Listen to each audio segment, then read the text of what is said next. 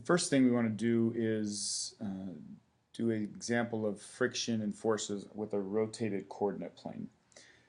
So let's look at a situation where instead of sliding a box on the ground, we're going to slide a box down a hill. So let's put a box up here on a hill, and let's just say that we don't know the mass, so we'll do this generally. So we'll put the box on the hill and we'll let it slide down the hill. So why don't we make it a, just for easiness, 30-degree hill. So we're sliding a box down a 30-degree hill, and we want to know what the acceleration is of the box as it goes down the hill. So step one, always our step one is find a coordinate system. So the coordinate system in this case, remember that we always want to have the box, one of our coordinate planes moving in the direction of the box. So in this case, the box is going to slide down the hill. So what we're going to do is we're going to have one of our coordinates follow the hill, and then the other coordinate obviously has to be perpendicular to that, so it's going to be perpendicular to the hill. So in effect, we've got a coordinate plane that started out this way, right, if it was flat, and we've rotated it to match the hill. Alright, so this is a rotated coordinate plane. X will follow the hill, Y will be perpendicular to the hill. Alright, so first step is done. We have a coordinate plane, X and Y, and it's rotated so it follows the hill. Second thing we're going to do is we are going to draw our free body diagram. Free body diagram for the mass, let's just put our mass right out here. That's our mass, and the forces are mg. mg is straight down towards the earth. And then the normal force is obviously perpendicular, so it's up in this direction perpendicular to the hill. So there's the normal force and there's the mg. So mg and normal force, and just to remind us, I'll put our coordinate system x and y. So we know this, that the Fn is in the y direction and the mg is actually in neither. It's not in the x or the y, so the mg is going to end up giving us problems as we go along. So we have our coordinate system, we have our free body diagram. Now we need to write down our equations of motion. So the sum of the forces in the x direction and the sum of the forces in the y direction. Well, like I said, this Fn is obviously in the y direction, so we're going to have Fn positive here. But this mg gives us problems. It's not in x or it's not in y. So we're going to have to break that up so it's in a coordinate system. So let's break that up so that it follows one of the coordinates. And what we'll do is we'll just make it follow in the x direction and in the y direction. So we'll say mg goes in this direction, in the y direction, and over here in the x direction. Notice that I followed my coordinate system. One of them has to be in y, one of them has to be in x. I need to draw that triangle carefully so that each of those is in one of the coordinate planes. And now we have a problem. mg is the hypotenuse. I need to know an angle in this triangle in order to figure out what the direction is. Let me just redraw this larger, and let's see if we can figure out that angle. So we'll come back to this in a second. So here's going to be a little bit of an aside. Let's draw this nice and big. Here is our angle, here's our mass sitting on the slope, and we know that this is a 30-degree angle. Alright? The free body diagram, we said that mg pointed straight down. Right? And what we did is we broke that mg up into something perpendicular to the hill and something parallel to the hill. And what we're trying to do is we're trying to figure out, because this was our coordinate system, x and y, we're trying to figure out, do we know one of these angles in the triangle? Well, as you can see, that's actually pretty easy. This is a 30-degree angle. This is a 90-degree angle because mg is straight down. So if this is 30 and this is 90, that means that this angle up here has to be 60 degrees. Alright, so we have a 30, 60, 90 triangle here. We also know that because I drew this component, this y component is a y component perpendicular to the hill, we know that this has to be 90 degrees.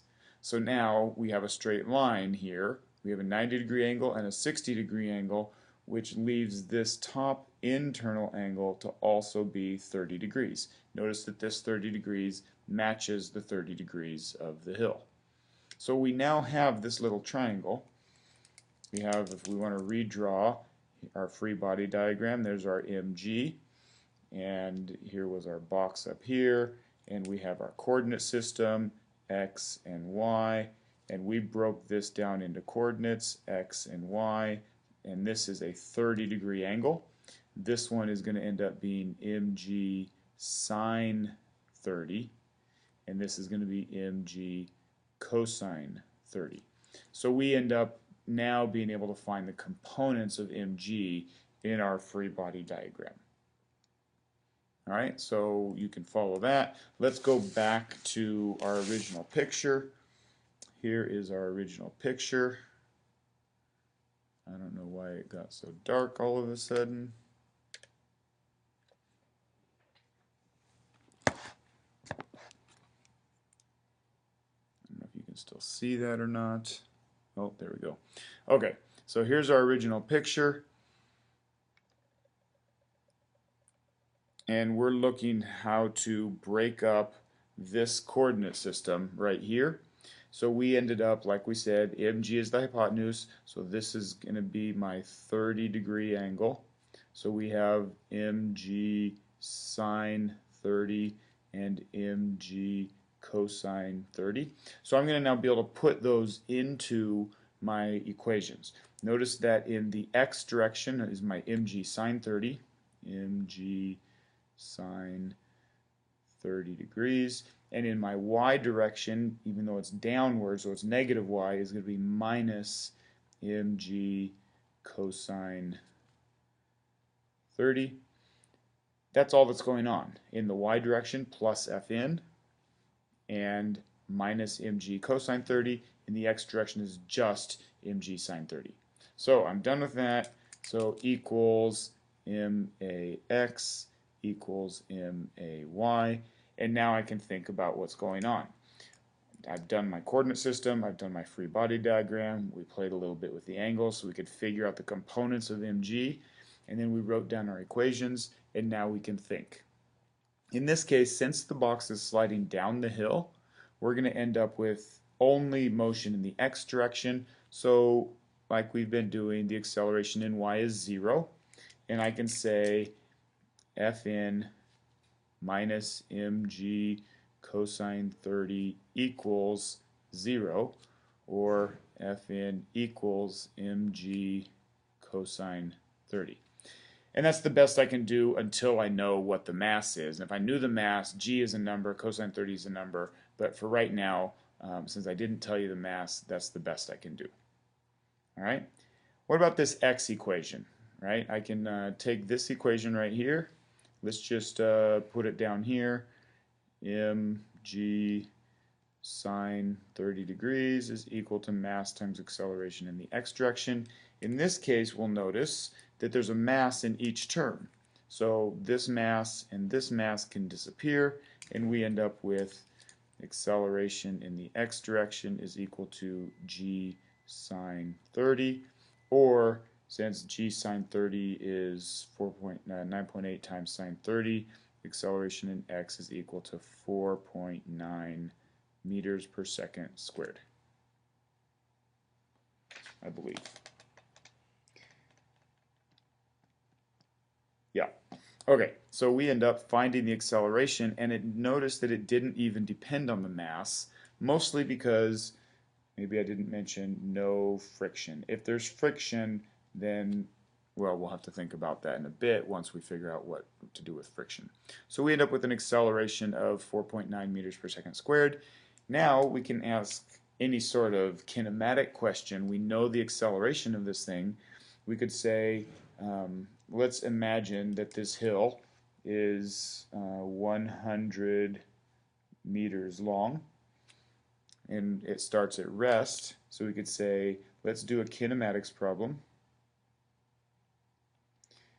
Let's say that we have V0, VA, T, and delta X. Notice that we're only doing things in one dimension because the box is only moving in X. Nothing's going on in Y. start this thing at rest, move it for 100 meters, find the acceleration. The acceleration we said was 4.9 meters per second squared. Now we can find the final velocity, find how much time it takes to get down to the hill. Doesn't matter, right? If we wanted to find the final velocity, v squared equals v0 squared plus 2a delta x. So it's going to equal to 0 plus 2 times 4.9 meters per second squared times 100 meters. So that's going to be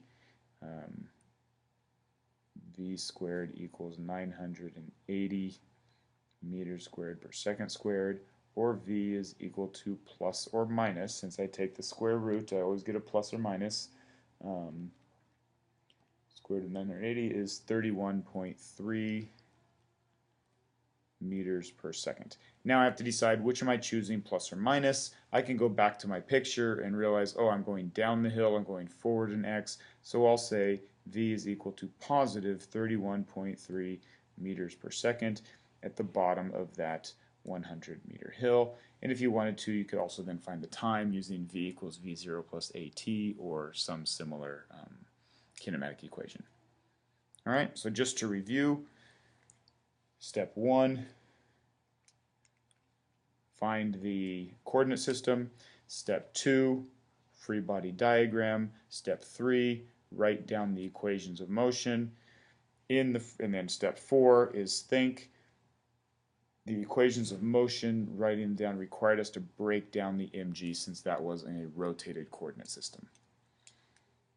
So that's a problem with a rotated coordinate system, and I will now move on to friction.